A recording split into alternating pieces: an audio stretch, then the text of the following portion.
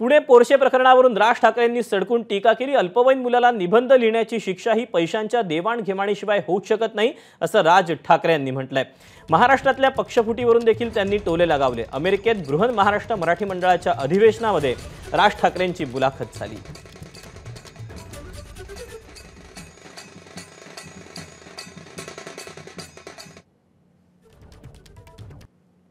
आता कोणतरी एका पोराने काहीतरी ती पोरशा गाडीत दोन मुलांना काहीतरी ते मारले पुण्याला, बरोबर आहे?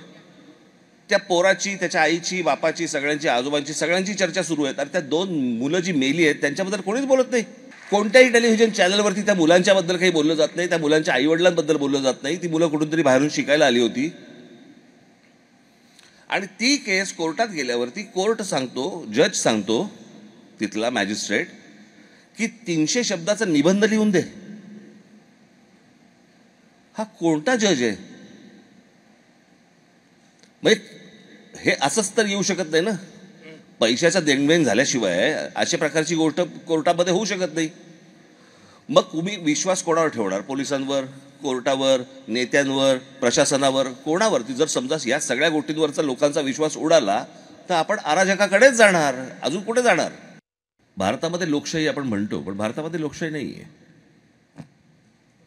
आपल्याला लोकशाहीचा अर्थच नाही कळलाय अजूनपर्यंत भारतामध्ये। अमेरिकेमध्ये जी आहे त्याला मी लोकशाही म्हणेन। आणि याचं कारण माणूस नुसता सुशिक्षित असून चालत नाही, माणूस सुज्ञ पण असायला लागतं। ते जे सुज्ञ असणं, तिथे डेमोक्रेसी नांदते, तिथे लोकशाही नांदते। कळलं का? मला बोलायला मिळतंय।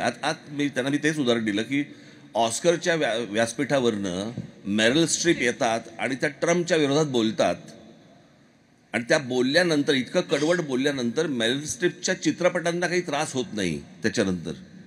मला असं वाटतं की ह्याच्यासारखी लोकशाही नाही कुठची। एबीपी माझा, उघडा डोळे बघा नीट।